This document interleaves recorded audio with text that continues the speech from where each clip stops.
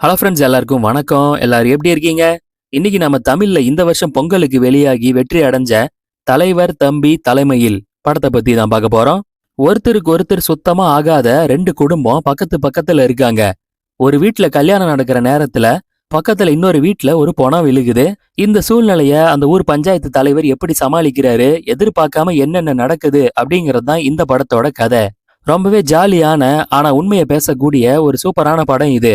நீங்க நம்ம சேனலுக்கு புதுசா வந்திருக்கீங்கன்னா மறக்காம சப்ஸ்கிரைப் பண்ணி சப்போர்ட் பண்ணுங்க மக்களே. அப்படியே ஒரு லைக் பண்ணீங்கன்னா அது வீடியோவோட வளர்ச்சிக்கு மேல உபயோகமா இருக்கும்னு தாழ்மையோட கேட்டுக்கிறேன். வாங்க கதைக்குள்ள போலாம். தேனி மாவட்டத்துல ஒரு சின்ன கிராமம். அங்க மன வளர்ச்சி சரியில்லாத ஒரு ஆளு தன்னோட வீட்டுக்குள்ளேயே நெருப்பு வச்சுக்கிட்டு உள்ள இருக்கான். வெளியே நின்னு ஊர்க்காரங்கெல்லாம் வாடா வாடான்னு சொல்லி கத்திக்கிட்டே இருக்க. ஆனா இவனும், நீங்க எல்லாரும் தாண்டா பைத்தியம், ஏன்டா எப்ப பாரு என்னையே பைத்தியம்னு சொல்றீங்கன்னு கோவப்படுறான். அந்த நேரம் ஏணிய போட்டு ஒரு நபர் மேல ஏறி வராரு. இவரு பேரு ஜீவா. இந்த கதையோட ஹீரோ இவரு தான். இந்த ஊர்ல பஞ்சாயத்து தலைவரும் இவரு தான். இவரு அந்த நபர்கிட்ட நேக்கா பேசி, நீ ஒன்னும் பைத்தியம் இல்லடா, நாங்க தாண்டா பைத்தியம்னு சொல்லி அவங்கிட்ட பேச்சு கொடுத்து வெளியே கொண்டு வர பாக்குறாரு. ஆனா இந்த நபரோ, நீ சும்மா இப்படிதான் சொல்லுவ, ஆனா அப்புறமா கூட்டு போய் என்ன பைத்தியம்னு சொல்லுவ, உண்மையை சொல்லு, நான் பைத்தியமா பைத்தியமான்னு ஹீரோவோட கைய பிடிச்சு பொசுக்குன்னு தள்ளி விட்டுறான். ஆனா கீழே இருந்த மக்கள் பிடிச்சதால ஒரு வழியா நம்ம ஹீரோ உயிர் தப்பிக்கிறாரு. ஆனாலும் விடாம எல்லாரும் சேர்ந்து அவனை துரத்தி பிடிச்சு மென்டல் ஹாஸ்பிட்டல் வேன்ல ஏத்தி அனுப்பிடுறாங்க. ஆனா அவன் போகும்போது நிச்சயம் நான் திரும்பி வருவேன்டான்னு சொல்லி சேலஞ்ச் பண்ணிட்டு போறான். இப்படி ஊருக்கு ஒரு பிரச்சனைனா முன் வந்து எல்லாத்தையும் செய்யற ஒரு ஆள் நம்ம ஹீரோ. அதனாலதான் ஜெயிச்சு தலைவரா இருக்காரு போல. இப்ப அடுத்து 10 நாள்ல ஊருக்குள்ள மறுபடியும் பஞ்சாயத்து தலைவருக்கான தேர்தல் நடக்க போகுது. அதுக்கான வேலையும் நடந்துகிட்டு இருக்கு. இன்னொரு பக்கம் எதிர்கட்சியில மூர்த்தி அப்படின்னு ஒரு ஆள் இருக்கான். இவன் எப்படியாவது இந்த முறை நம்ம ஹீரோ கட்சியை தோக்கடிச்சிட்டு இவன் பஞ்சாயத்து தலைவராகணும்னு பிளான் போடுறான். சரியான வாய்ப்பு கிடைச்சா நம்ம விட்டுறக்கூடாதுன்னு காத்துக்கிட்டு இருக்கான். அதே சமயம் ஊருக்குள்ள இளவரசுன்னு ஒருத்தர் ஹீரோவுக்கு கால் பண்றாரு. இவரும், அண்ணே, சாயந்தரம் கரெக்டா ஃபங்க்ஷனுக்கு வந்துருவேன். நாளை காலையில 10:30 மணிக்கு உங்க பொண்ணு கழுத்துல தாலி கட்டும்போது என் தலைமையில தான் கல்யாணமே நடக்கும், பயப்படாதீங்கன்னு சொல்றாரு. கட் பண்ணா அந்த இளவரசு பொண்ணை கட்டிக்க போற மாப்பிள்ள அவங்க குடும்பத்தோட கன்னியாகுமரியில இருந்து தேனியை நோக்கி வந்துகிட்டு இருக்காங்க. மாப்பிள்ள ஒரு 90s கிட், எனக்கெல்லாம் பொண்ணு கிடைச்சதே அதிசயம்னு சொல்லிக்கிட்டே வராரு. இவங்க தான் அந்த கல்யாண பொண்ணு சௌமியா. இவங்களுக்கு அந்த மாப்பிள்ள இடையிடையில வண்டியை நிப்பாட்டி ஃபோன் பண்ணி கடலை போட்டுக்கிட்டே வராரு. அதனால இவங்க டிராவல் டைம் ரொம்பவே லேட் ஆகுது. அந்த கல்யாண பொண்ணு சாமி கும்பிடலான்னு ஒரு கோயிலுக்கு போக, இந்த ஊருக்குள்ள அவங்கள ஒன் சைடா ஒருத்தன் லவ் பண்ணிட்டு இருப்பான். அவன் பின்னாடியே வரான். மாப்பிள்ளை வீடு கன்னியாகுமரியில இருந்து வேன்ல வராங்க. இடையில என்ன வேணா நடக்கலாம், வேன் ஆக்சிடென்ட் கூட ஆகலாம், கவலைப்படாத, உனக்காக நான் இருக்கேன்னு மேல கை வைக்க, கடுப்பான அந்த பொண்ணு, மவனை இந்த மாதிரியே பேசிட்டு இருந்த, பலார்னு ஒண்ணு வச்சிருவேன், ஓடி போயிருன்னு சொல்லி மிரட்டுறாங்க. ஆனா இவனுக்கா எப்படியாவது கல்யாணம் நின்னு இந்த பொண்ணு நமக்கு கிடைக்காதான்னு ஒரு நப்பாசை. இப்ப பொழுது இறங்குது. நம்ம ஹீரோவும் கல்யாண வீட்டுல ஆக வேண்டிய வேலைகள் எல்லாம் பார்த்து ஹெல்ப் பண்றாரு. நேரா பொண்ணு கிட்ட வந்து, இந்தா உனக்காக இந்த அண்ணனோட கிஃப்ட்னு ஒரு மோதிரம் கொடுக்குறாரு. சின்ன வயசுல இருந்தே 2 பேரும் அண்ணன் தங்கச்சி போல பழகி இருப்பாங்க போல. இவங்களுக்குள்ள ஒரு நல்ல பாசம் இருக்கு. இப்ப ராத்திரி ஆடல் பாடல்னு கல்யாண வீடு களைகட்டி எல்லாம் ஜாலியா என்ஜாய் பண்ணிட்டு இருக்க. ஊர்க்காரங்க மொத்தமா இங்கதான் கூடி இருக்காங்க. இந்த கல்யாண வீட்டுக்கு பக்கத்திலேயே ராமையா அப்படின்னு ஒருத்தரோட வீடு இருக்கு. இவரு தான் அந்த ராமையா. இவர் இதையெல்லாம் ஜன்னல் வழியா பாக்குறாரு. என் பொண்ணு உயிரோட இருந்திருந்தா அவளுக்கு இந்த மாதிரி ஊரை குட்டி சிறப்பா கல்யாணம் பண்ணிருப்பேன், என் தலையெழுத்து அப்படின்னு புலம்புறாரு. சோ இதுல இருந்தே இவருக்கு ஒரு பொண்ணு இருந்திருக்காங்க, ஆனா இப்ப உயிரோட இல்லைன்னு தெரிய வருது. இந்தாயா மருந்த குடின்னு சொல்லிட்டு படுக்கையில கிடக்கிற தன்னோட அப்பாவுக்கு மருந்த ஊத்தி ராமையா பக்கத்துல வச்சுட்டு போறாரு. ஆனா படுக்கையில இருக்க ராமையாவோட அப்பா அடியில கைய விட்டு ஒரு குவார்டர் பாட்டில் எடுக்கிறாரு. அதுல இருந்து சரக்க ஊத்தி அடிக்கிறாரு. இப்போ ஜன்னல் வழியா பக்கத்து வீட்டுல பொண்ணுங்க ஆடுறதையெல்லாம் பாத்துக்கிட்டு இந்த ஆளு கயிறை பிடிச்சு ஆடிக்கிட்டு இருக்காரு. இந்த வயசுல எப்படின்னா வயசுல இந்த ஆளு எப்படி இருந்திருப்பாருன்னு யோசிச்சு பாருங்க. ஆனா டான்ஸ் ஆடி இதுக்கு மேல முடியல, பொசுக்குன்னு கயிறை விட்டுட்டு கீழே விழுந்துடுறாரு. கொஞ்ச நேரம் கழிச்சு ஒரு போன் கால் வருது. நம்ம ஹீரோ கல்யாண வீட்டுல இருந்து பக்கத்து வீட்டுல இருக்க ராமையா வீட்டுக்கு வந்து பாக்குறாரு. ராமையாவோட இந்த அப்பா காலி. ராமையாவும், எல்லாம் முடிஞ்சு போச்சு தம்பி, என் அப்பாவோட வாழ்ந்த வாழ்க்கையெல்லாம் இப்பதான் என் கண்ணு முன்னாடி தெரியுதுன்னு ஃபீல் பண்ண. இது என்னடா புது பிரச்சனைன்னு ஹீரோ மனசுக்குள்ளேயே நினைச்சுக்கிட்டு இப்ப பக்கத்து வீட்டுல கல்யாண வீடு, அதாங்க நம்ம இளவரசு வீட்டுக்கு வராரு. இவரு தான் அந்த இளவரசு. அவர்கிட்ட, அண்ணே, பக்கத்து வீட்டுல ராமையா அண்ணனோட அப்பா இறந்து போயிட்டாருன்னு சொல்ல இளவரசுக்கா செம கடுப்பு. அவன் உண்மையிலே செத்தானா இல்ல என் வீட்டு கல்யாணத்துக்கு எடுக்கணுங்கிறதுக்காகவே கரெக்டா மருந்து கொடுக்காம இன்னைக்குன்னு பார்த்து அந்த ராமையா அப்பனை கூட கொண்டிருப்பான். அடுத்தவன் குடியை கெடுக்கிறதுக்காக தான் அப்பனையே கொல்ல கூட தயங்காத ஆள் தான் அந்த ராமையா. எனக்குன்னு வந்து அமைது பாரு, ஒழுங்கா பிரச்சனை பண்ணாம பாடி எடுத்துற சொல்லு தம்பி, இல்லன்னா நான் பொல்லாதவன் ஆயிடுவேன், உனக்கு நல்லாவே தெரியும்னு சொல்லி இவர் கோவப்படுறாரு. இப்ப அங்கிருந்து நம்ம ஹீரோ மறுபடியும் ராமையா வீட்டுக்கு வராரு. அண்ணே, பாடியை எப்பண்ணே நாளைக்கு சாயந்தரமா எடுத்துடலாமான்னு கேட்க டென்ஷன் ஆன ராமையா, சாயந்தரமா தம்பி, என் அப்பா யாருன்னு தெரியும்ல, ஊருக்கே குறி சொல்ற சாமி. அவர்கிட்ட அருள்வாக்கு கேட்க ஊருக்குள்ள எல்லா பக்கத்துல இருந்து ஆளுங்க வருவாங்க. அவரை எப்படி சாயந்தரம் எடுக்கிறது? நல்ல நேரம் பார்த்து தான் சாமியை தூக்கணும். அதனால நாளை காலையில 10:30 மணிக்கு முகூர்த்த நேரம். பக்கத்து வீட்டுல கரெக்டா தாலி கட்டுவாங்க இல்லையா? அதே நேரத்துல எங்க அப்பா நான் தேர் வச்சு ஊரெல்லாம் ஊர்வலமா தூக்க போறேன். இதையெல்லாம் நீதான்ப்பா பார்த்து கூட இருந்து நடத்தி கொடுக்கணும். நீயும் இந்த வீட்டுல ஒரு புள்ள மாதிரின்னு சொல்ல, இந்த ஆள் என்ன இப்படி பேசுறான்னு ஹீரோவுக்கு ஒண்ணுமே புரியல. இருங்க நான் வரேன்னு சொல்லிட்டு இப்ப மறுபடியும் கல்யாண வீட்டுக்கு வராரு. ஆனா வெளியே வரும்போது இவருக்கு எதிரில அந்த எதிர்க்கட்சி ஆள் வரான். அவன் ஹீரோவை பார்த்து மைண்ட் வாய்ஸ்ல, கல்யாண வீட்டுல வேணா நீ ஸ்கோர் பண்ணலாம், இந்த சாவை வச்சு ஊருக்குள்ள எப்படி நல்ல பேர் வாங்கி உன்னை காலி பண்றேன் பாருன்னு நினைச்சுக்கிட்டே வரான். இப்ப அவன் தாத்தா பாடியை தூக்குங்க, நடு வீட்டுல வைங்க, ஆக வேண்டியதை பாருங்கன்னு ஊர்ல பாதி டிக்கெட் இங்க வந்துடுறாங்க, ஒப்பாரி வைக்க ஆரம்பிச்சிடுறாங்க. இன்னொரு பக்கம் கல்யாண வீட்டுல இருக்க ஊர்க்காரங்க எல்லாம் விஷயம் கேள்விப்பட்டு இன்னும் வீட்டுக்கு போய் ட்ரெஸ் மாத்திக்கிட்டு இருந்தா லேட் ஆகும்னு இவங்க மேக்கப் எல்லாம் கலைச்சிட்டு அப்படியே பக்கத்து வீட்டுக்கும் போய் தலையை காட்டுறாங்க. இதெல்லாம் ஒரு பக்கம் இருக்க, மாப்பிள்ளை வீடு அப்படி இப்படின்னு கன்னியாகுமரியில இருந்து ராத்திரியா தேனிக்கு வந்து ரூம்ல தங்குறாங்க. இப்ப நடந்த விஷயத்தெல்லாம் ஹீரோ இளவரசகிட்ட சொல்ல கடுப்பான இவரு, அவங்க அப்பா என்ன வாழ்ந்து கிழிச்சான்னு ராமையா தேரோட்ட போறானா. 35 வருஷம் அவங்க அப்பா ரவுடியா இருந்தான், 10 வருஷம் ஜெயில இருந்தான். அதுக்கப்புறம் ரவுடியா பயன்படுத்தின அதே அருவாளுக்கு மஞ்ச தடவி ஊருக்குள்ள சாமியாடின்னு சொல்லி எல்லாரும் ஏமாத்திட்டு இருந்தான். அவன் வாழ்ந்தது ஒரு வாழ்க்கை, அவனுக்கு தேர் ஒரு கேடா? பழைய பகைய மனசுல வச்சுக்கிட்டு வேணும்னு என் பொண்ணு கல்யாணத்தை கெடுக்கணுங்கிறதுக்காகவே கரெக்டா முகூர்த்த நேரத்துக்கு பாடி எடுக்கிறேன்னு சொல்லிட்டு இருக்கான். இங்க பாரு தம்பி, நீ தான் பேசி பிரச்சனை வராத மாதிரி தடுக்கணும். பிரச்சனை கைய மீறி போச்சு, நான் மனுஷனா இருக்க மாட்டேன்னு இவர் திரும்பவும் பொங்குறாரு. ஹீரோவும் இருங்கண்ணே நான் மறுபடியும் பேசுறேன்னு சொல்ல, இன்னொரு பக்கம் அந்த எதிர்கட்சிக்காரன் கல்யாண வீட்டுல மாப்பிள்ளை பொண்ணுக்கு அடிச்ச பேனரோட அளவு எடுக்கிறான். இதை விட பெரிய சைஸா நம்ம தாத்தாவுக்கு கண்ணீர் அஞ்சலின்னு ஒரு பேனர் அடிச்சு பக்கத்திலே வைக்கணும், நம்ம கெத்த நம்ம காட்டணும்னு இவன் மூட்டி விட பாக்குறான். இப்ப நம்ம ஹீரோ ராமையா வீட்டுக்கு வந்து, அண்ணே செலவெல்லாம் பத்தி கவலைப்படாதீங்க, அப்பாவை சிறப்பா தூக்கிடுவோம். ஏன்னா இந்த ஊருக்கே அவர் சாமி மாதிரி. நாளைக்கு மத்தியானம் ஒரு 12:30 மணிக்கு அப்பாவை தூக்கிடலானே, நானே பக்கத்துல இருந்து எல்லாம் செஞ்சு வைக்கிறேன்னு சொல்ல டென்ஷனான ராமையா, இங்க பாருப்பா, நீ என்ன பக்கத்து வீட்டுக்காரனுக்கு சப்போர்ட் பண்றியா? எங்க அப்பாவை நான் நல்ல நேரத்துல தான் எடுப்பேன். அவர் கூட வாழ்ந்ததெல்லாம் நான் நினைச்சு பார்த்துக்கிட்டு இருக்கேன். திரும்ப திரும்ப வந்து என் மனசை கஷ்டப்படுத்தாதப்பா, போப்பான்னு சொல்லி அவாய்ட் பண்றாரு. இங்க இளவரசு மத்த ஆளுங்க கூட தண்ணி போட்டுக்கிட்டே வேணும்னே பழசையெல்லாம் மனசுல வச்சுக்கிட்டு தான் அந்த ராமையா அந்த மாதிரி வீம்பு பண்றான். ஓரளவுக்கு பாப்பேன், என் பொண்ணு வாழ்க்கைக்கு ரொம்ப இடையூறு பண்ற மாதிரி ஏதாவது பண்ணிக்கிட்டே இருந்தான், அவனை வெட்டிட்டு நான் ஜெயிலுக்கு போக கூட தயங்க மாட்டேன்னு பொங்கிட்டு இருக்காரு. இதெல்லாம் ஒரு பக்கம் இருக்க, மாப்பிள்ளை வீடு இப்ப தேனியில ஒரு ஹோட்டல்ல தங்கிட்டு இருக்காங்க. அங்கிருந்து மாப்பிள்ளை பொண்ணுக்கு கால் பண்ணி கடலை போட ஆரம்பிக்க, ஆனா இங்க இருக்க பிரச்சனையில பொண்ணு டென்ஷன்ல இருக்காங்க. நான் வேலையா இருக்கேன் வைங்கன்னு சொல்லிட்டு கட் பண்ணிடுறாங்க. இப்ப கல்யாண பேனர் பக்கத்திலேயே தாத்தாவுக்கு அதை விட பெருசா ஒரு கண்ணீர் அஞ்சலி பேனர் வேற வச்சிடுறாங்க. பொண்ணு ஒன் சைடா லவ் பண்ணானே ஒருத்தன், அவன் அந்த பேனரை பார்த்துட்டு எப்படியாவது இந்த கல்யாணம் நின்னு இந்த பொண்ணு நமக்கு கிடைச்சா நல்லா இருக்குன்னு இப்பவும் ஆசைப்பட்டுட்டு இருக்கான். இங்க ஹீரோ இளவரசகிட்ட ராமையா சொன்ன விஷயத்தெல்லாம் சொல்றாரு. பேசாம காலையில 7:30 மணிக்கு நீங்க முகூர்த்தத்தை வச்சுக்க முடியுமான்னு கேட்க, என்னப்பா விளையாடுறியா? எங்க வழக்கப்படி எங்க குடும்ப கல்யாணத்தை எங்க வீட்டுலதான் செய்யணும், இதுக்கு எந்த மாப்பிள்ளையுமே ஒத்துக்கலன்னு தான் என் பொண்ணு கல்யாணத்தை எவ்வளவு நாள் நான் தள்ளி போட்டுக்கிட்டே இருந்தேன். ஆனா இப்ப வந்த மாப்பிள்ளை வீடு ஒத்துக்கிட்டாங்க. இப்படி எல்லாம் கூடி வரும்போது பக்கத்து வீட்டுல ஒரு கிழட்டு பைய செத்துட்டான்னு அதுக்காக கல்யாண நேரத்தை நான் மாத்த முடியாது, போப்பான்னு சொல்றாரு. இப்படி ரெண்டு பக்கமும் மாட்டிக்கிட்டு முழிக்கிற நம்ம ஹீரோ இப்ப 2 வீட்டு பெண்களையும் ஒன்னா கூப்பிட்டு பேசுறாரு. நீங்களாவது உங்க புருஷங்க கிட்ட சொல்லுங்கன்னு சொல்ல, கல்யாண வீட்டு இளவரசோட மனைவியும் பக்கத்து வீட்டு ராமையா மனைவி கிட்ட, ஏக்கா நம்ம புருஷங்களுக்குள்ளதான் பிரச்சனை, ஆனா நம்ம எத்தனை வருஷம் ஒன்னா பழகி இருப்போம். என் பொண்ணு சின்ன வயசுல இருந்து உங்க வீட்டுல தானக்கா அதிகமா வளர்ந்தா, அவ வாழ்க்கைய உங்க புருஷன் கெடுக்க பாக்குறாரு, ப்ளீஸ் கொஞ்சம் பார்த்து ஹெல்ப் பண்ணுங்க, உங்க கால்ல வேணாலும் விளையாடன்னு போக, ராமையாவோட மனைவியோ, என்ன நீ கால்ல எல்லாம் விழுகுற, உன் பொண்ணு எனக்கு மட்டும் பொண்ணு இல்லையா? என் புருஷன் வேணும்னே வீம்புக்குன்னே பண்ணிட்டு இருக்காரு, நான் அவர்கிட்ட பேசி பாக்குறேன், ஆனா ஒத்து வரலன்னா நான் ஒன்னும் பண்ண முடியாதுன்னு சொல்லிட்டு, ஏங்க அந்த பொண்ணு ரொம்ப நல்ல பொண்ணு, அவ வாழ்க்கையை கெடுக்காதீங்க, கொஞ்சம் இறங்கி போங்கன்னு சொல்லி சிபாரிசு பண்றாங்க. நம்ம ஹீரோவும் ஆமான்னு சொல்லி கூட சப்போர்ட் பண்ண, ராமையாவும் அது சரி எல்லாரும் பேசி முடிவு பண்ணிட்டீங்க, சரி அந்த பொண்ணும் பாவம் நல்ல பொண்ணுதான், உங்க விருப்பம், மதியானம் 12:30 மணிக்கு எங்க அப்பா இறுதி ஊர்வலத்தை வச்சுக்கலான்னு சொல்றாரு. எப்படியோ பிரச்சனையை சமாளிச்சாச்சுன்னு நம்ம ஹீரோவும் சந்தோஷமா வந்து பக்கத்து வீட்டு இளவரசுகிட்ட எல்லாம் ஓகேன்னு சிக்னல் கொடுக்க, இளவரசும் அதானே இறங்கி வந்துதான் ஆகணும், இல்லன்னா நான் எவ்வளவு பெரிய டெரர்னு அவனுக்கு தெரியாதான்னு சொல்லி இவரு பந்தா பண்ணிட்டு போறாரு.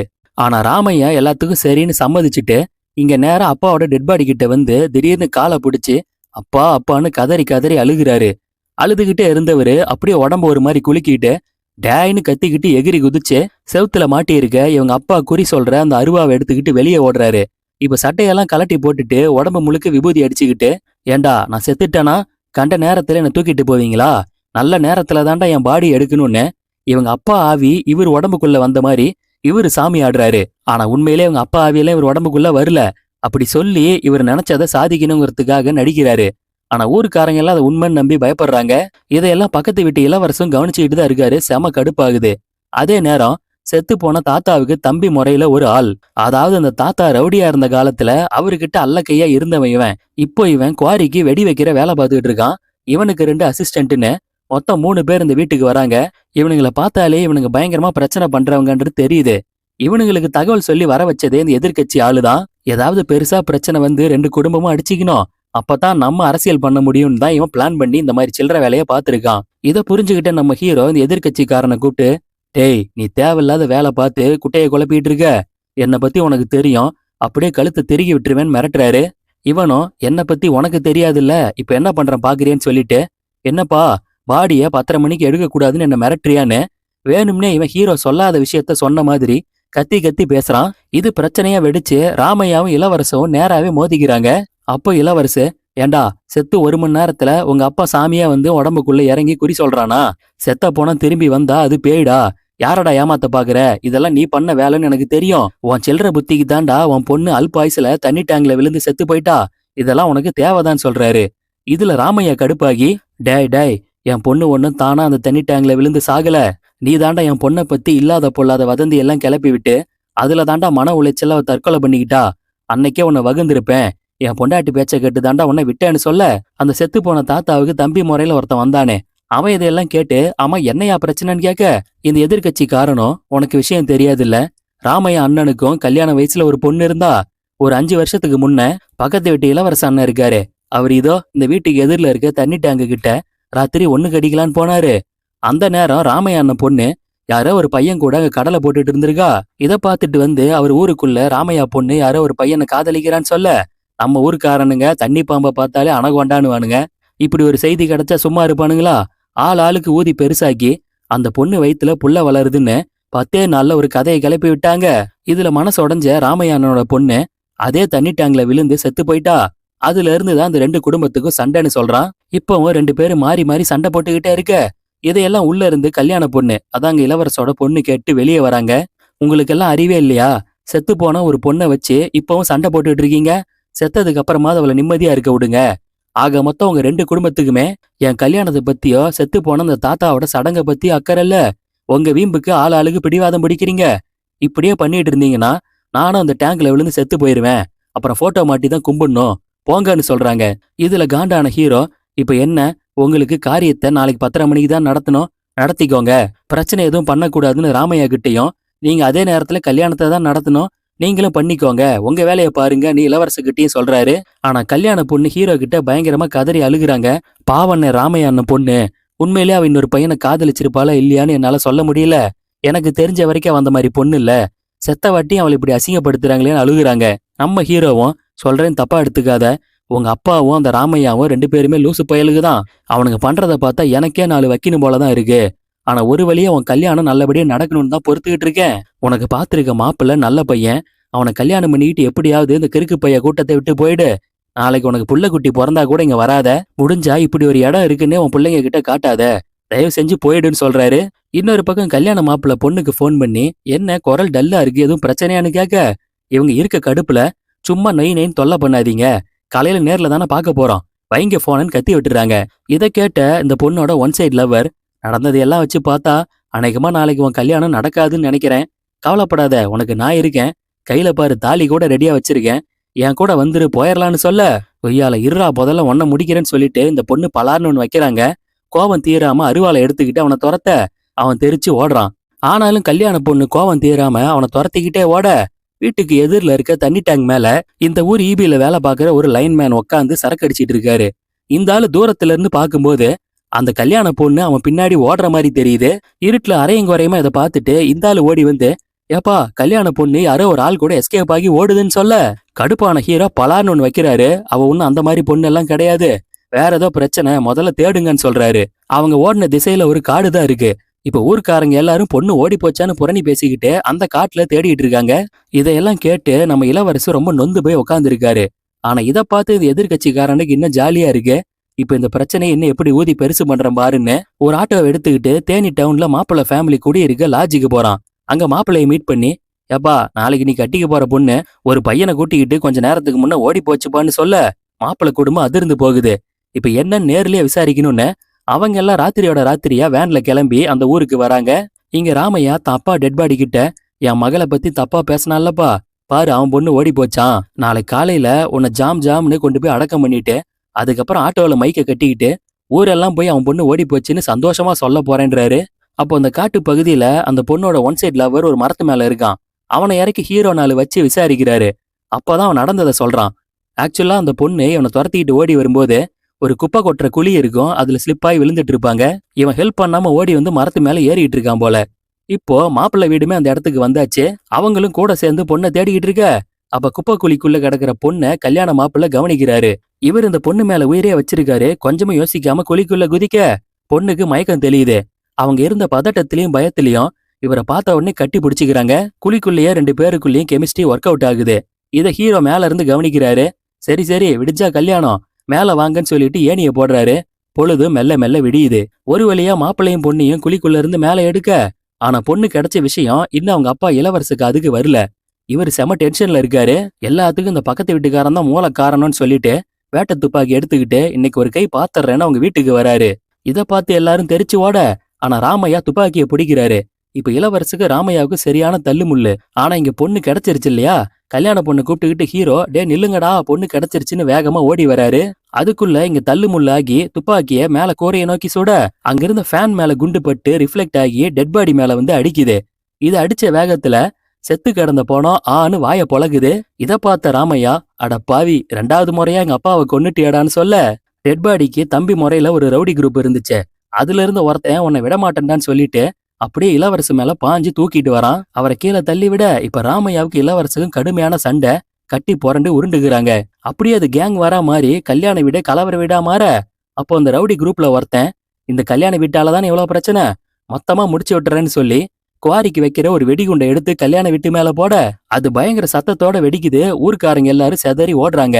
இத பார்த்து அந்த எதிர்கட்சிக்காரன் போலீஸுக்கு போன் பண்ணி, சார் இவனுங்க பாம்பு எல்லாம் போட்டுக்கிறானுங்க, வந்து எப்படியாவது எல்லாரையும் பிடிச்சிட்டு போங்கன்னு தகவல் கொடுத்துட்டு இவன் எஸ்கேப் ஆயிடுறான். ஆனா அந்த ரவுடி குரூப்ல ஒருத்தன் கையில வச்சிருந்த மொத்த நாட்டு வெடிகுண்டு எடுத்துக்கிட்டு எதிரில இருந்த தண்ணி டேங்க் மேல ஏறான்.